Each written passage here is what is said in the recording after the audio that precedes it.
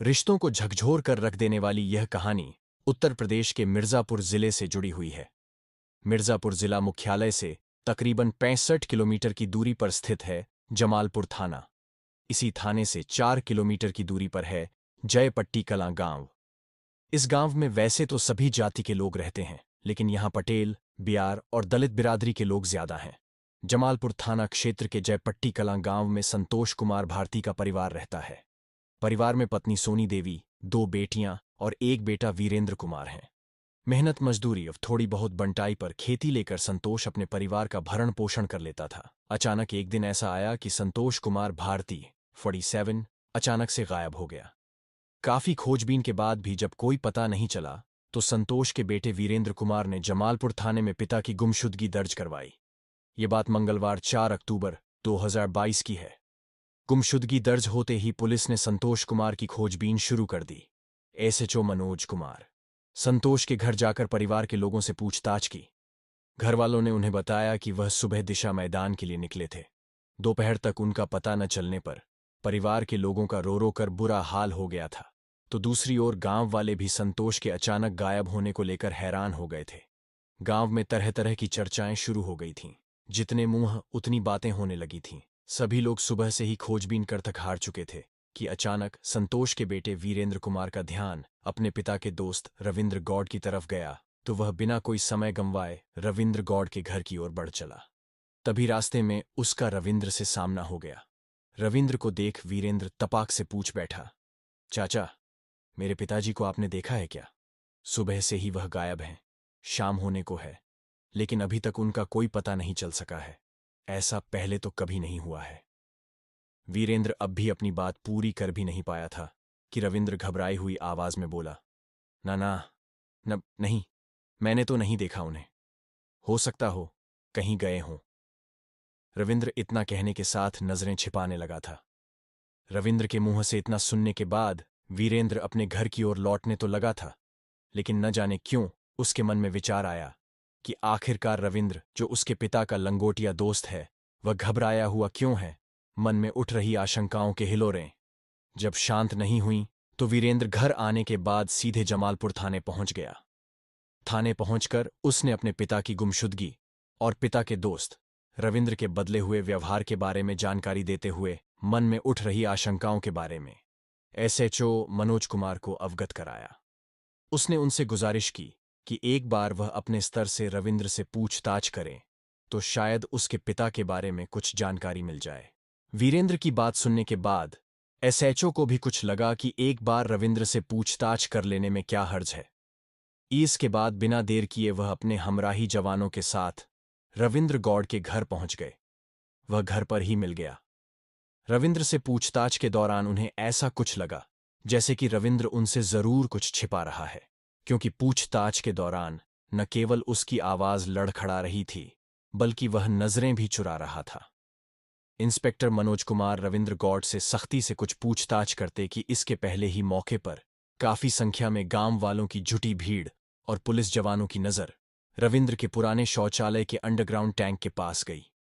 वहां भारी मात्रा में गिट्टी आदि बिखरी हुई थी। लग रहा था जैसे गिट्टी पुराने टैंक में भी डाली गई हो, जिसे देख सहज ही अंदाजा लगाया जा सकता था कि यह सब कुछ समय पहले ही किया गया है। एसएचओ मनोज कुमार ने रविंद्र गौड़ से पुराने शौचालय के पास बिखरी हुई गिट्टी के बारे में पूछा, तो रविंद्र के माथे पर मानो पसीना नजर आने लगा।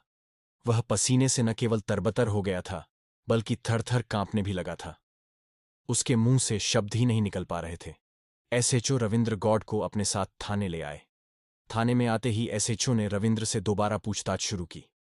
पहले तो रविंद्र उन्हें टाल मटोल करते हुए गुमराह करने का प्रयास करने लगा, लेकिन जैसे ही उन्होंने अपना पुलिसिया अंदाज दिखाया तो वह टूट गया और रट्टू तोते की भांति सारी सच्चाई उगल दी। रविंद्र गौड़ ने जो बताया उसे सुनकर सभी हैरान हो उठे। आनन फानन में एसएचओ मनोज कुमार रविंद्र को लेकर उसके घर के पीछे पुराने शौचालय की टंकी के पास पहुंचे। फिर उसकी निशानदेही पर उन्होंने शौचालय की टंकी से संतोष कुमार की लाश बरामद कर ली। रविंद्र ने उसकी हत्या करने के बाद शौचालय के पुराने टैंक में लाश को छिपाने के बाद ऊपर से गिट्टियां डाल दी थीं, ताकि किसी को इसका पता न चल सके और शौचालय की बदबू में लाश होने का भी किसी को अंदाजा न हो। लेकिन कहते हैं ना कि अपराध ज्यादा दिन छिपाए नहीं छिपता है, उसका भांडा फूटता ही है। ऐसा ही कुछ रविंद्र के साथ भी हुआ।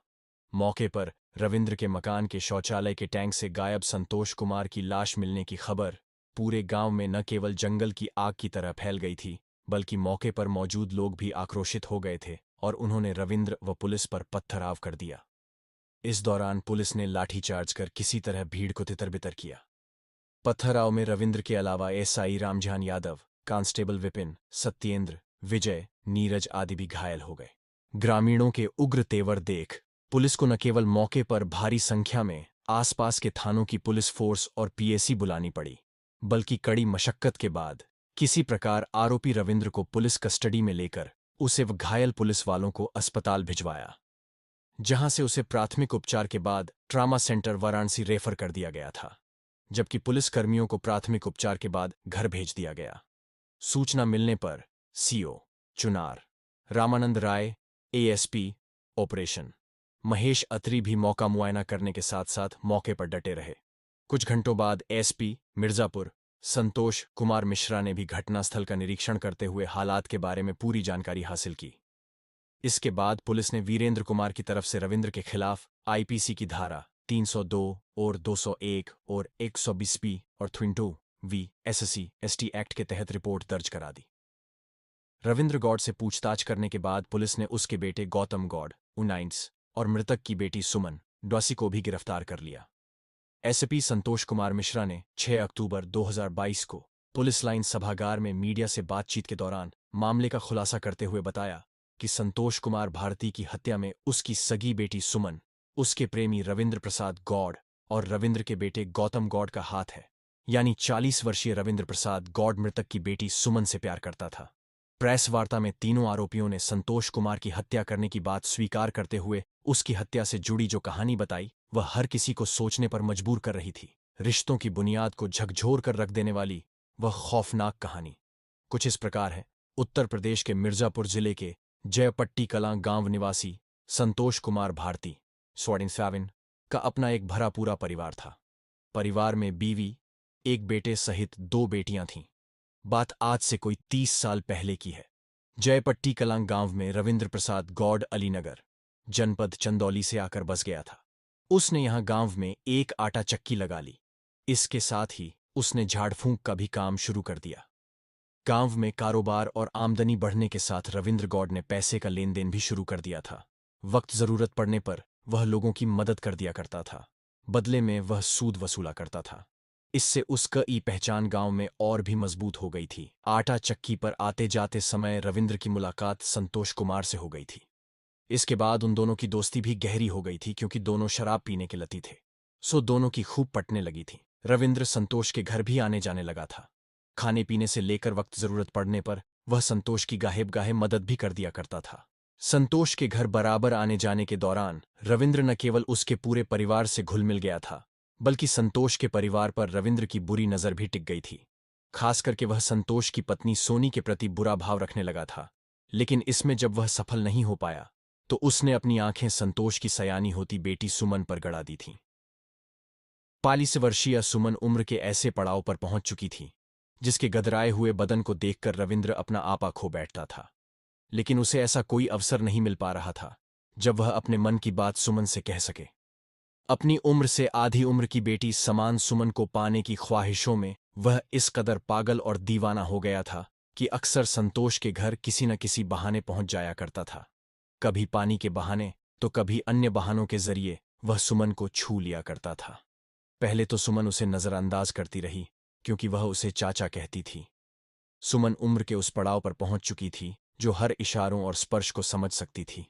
एक दिन की बात है, घर में आटा न होने पर सुमन रविंद्र की आटा चक्की पर आटा लेने के लिए पहुंच गई थी, जहां संयोग से रविंद्र ही अकेला था। आटा लेने के दौरान जैसे ही सुमन नीचे की ओर झुकी थी कि उसका गदराया हुआ बदन और उसके उभारों को देखकर रविंद्र के तन बदन में मानो आग सी लग गई। आटा देने के बहाने उसने सुमन के हाथों को अपने हाथों में थाम लिया, लेकिन सुमन झट से उसका हाथ झटककर हंसते हुए अपने घर को लौट गई थी। रविंद्र की हर हरकत सुमन के दिमाग में घूमती रही और वह मंद मंद मुस्कुराती रही। उसे लगने लगा था कि रविंद्र उसकी ओर आकर्षित है। इशारों ही इशारों और हाथों के स्पर्श से शुरू हुआ प्रेम प्रसंग का यह खेल अब छिप छिप कर मिलने तक पहुंच चुका था। दोनों की मोबाइल पर काफी देर तक बातें भी होने लगी थीं। कहते हैं इश्क और मुश्क छिपाए नहीं छिपता है। कुछ ऐसा ही रविंद्र और सुमन के साथ भी हुआ। रविंद्र जहां अक्सर संतोष के घर आ धमकता था, तो सुमन भी आटा इत्यादि के बहाने रविंद्र की चक्की पर पहुंच जाया करती थी। भले ही सुमन रविंद्र से आधे उम्र की थी, लेकिन उन दोनों की हरकतों के चर्चे अब पूरे गांव में होने लगे थे। आखिरकार होते भी क्यों न, रविंद्र शराबी होने के साथ साथ मनचला भी था। गांव की महिलाओं को वह बुरी नजरों से देखता था, जिससे औरतें उसे अय्याश कहा करती थीं। गांव में रविंद्र और सुमन को लेकर होने वाले चर्चे की कानो कान खबर जब संतोष और उसके परिवार के लोगों को हुई, तो वे भी सकते में पड़ गए। एक रात संतोष की पत्नी सोनी ने पति से कहा, ए जी सुन रहे हैं, अब हमारी बेटी सुमन सयानी हो गई है। रविंद्र का हमारे घर आना जाना हमें भी बुरा लगता है। गांव के लोग तो उल्टी सीधी बातें कर ही रहे हैं। क्यों ना कोई अच्छा सा घरवर देखकर बिटिया की शादी कर हम गंगा नहा लें। माँ और पिता के बीच हो रही इस बातचीत को सुमन ने भी उस रात सुन लिया था, और जैसे ही सुबह हुई, उसने चुपके से मोबाइल से रविंद्र को यह बात बता दी। उसी दिन शाम ढलने के बाद दिशा मैदान जाने के बहाने खेतों की ओर निकली। सुमन रविंद्र से मिली और बुरा सा मुंह बनाते हुए कहा, आप जल्दी से कुछ करो, नहीं तो पापा हमारी शादी तय कर देंगे, फिर हम दोनों नहीं मिल पाएंगे। सुमन की बात पूरी हो पाती, इसके पहले ही रविंद्र उसे अपनी बाहों में भरकर सीने से लगाते हुए बोला, नहीं जानू, ऐसा मैं हरगिज नहीं होने दूंगा। तुम्हारे पिता कुछ करें, उसके पहले ही मैं कुछ सोचता हूं। तो सोचिए, कब सोचेंगे? जब पिताजी हमारी शादी पक्की कर देंगे तब। इतना कहकर सुमन रविंद्र से लिपट गई थी। सुमन को गले लगाकर रविंद्र उसका माथा चूमते हुए बोला, आज सोचकर बताता हूं। इतना कहकर वह अपने घर लौट गया और सुमन अपने घर की ओर लौट आई। घर लौटने के बाद रविंद्र ने संतोष को हमेशा के लिए रास्ते से हटाने की ठान ली। अपनी इस योजना से उसने सुमन को भी अवगत करा दिया। अपने से ज्यादा उम्र के पिता समान प्रेमी के कहने पर सुमन भी इस योजना का हिस्सा बन गई। इसके बाद रविंद्र अपनी योजना को अंजाम देने के लिए मौके की तलाश में जुट गया। आखिरकार वह दिन भी करीब आ गया। अक्टूबर 2022 की सुबह संतोष जब दिशा मैदान से घर लौट रहा था, तभी रविंद्र ने संतोष को चाय पीने के बहाने अपने घर बुला लिया। रविंद्र की गहरी साजिश से अनजान संतोष रविंद्र के घर पहुंच गया। संतोष जैसे ही रविंद्र के घर गया, तो मौका मिलने पर रविंद्र ने उसके सिर पर लोहे की रॉड से हमला कर उसकी हत्या कर दी। संतोष की हत्या करने के बाद रविंद्र ने अपने बेटे गौतम की मदद से शव को घर के पीछे पुराने शौचालय के टैंक में छिपा दिया। किसी को पता न चल सके, इसलिए वहां ढेर सारी गिट्टी भी डाल दी थी।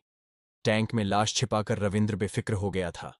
वह संतोष के गायब होने के बाद पुलिस और उसके परिवार की गतिविधियों पर नजर गड़ाए हुए था, लेकिन उसका यह राज ज्यादा दिनों तक छिप नहीं सका और आखिरकार वह अपने ही बुने हुए जाल में फंसकर पुलिस के हत्थे चढ़ गया। उसकी निशानदेही पर पुलिस ने वारदात में प्रयुक्त लोहे की रॉड गैंती बरामद कर ली। बहरहाल, घटना का खुलासा होने के बाद पुलिस ने मृतक की बेटी सुमन, उसके प्रेमी रविंद्र गौड़ और उसके बेटे गौतम गौड़ को संतोष कुमार भारती की हत्या के जुर्म में गिरफ्तार कर आवश्यक कार्रवाई के बाद सक्षम न्यायालय में पेश किया, जहां से तीनों को जेल भेज दिया गया। दूसरी ओर एसपी संतोष कुमार मिश्रा ने संतोष कुमार भारती की हत्या का खुलासा करने वाली पुलिस टीम में शामिल सीओ चुनार रामानंद राय, एसएचओ जमालपुर मनोज कुमार की टीम को 10,000 रुपए का पुरस्कार देकर पीठ थपथपाई। हत्यारोपी रविंद्र गौड़ की करतूतों की जहां पूरे गांव में खूब थू-थू हो रही थी, तो वहीं पिता की हत्या के आरोप में जेल की सलाखों तक पहुंची बेटी की करतूतों को लेकर भी उसके घर परिवार के लोग शर्मसार हैं।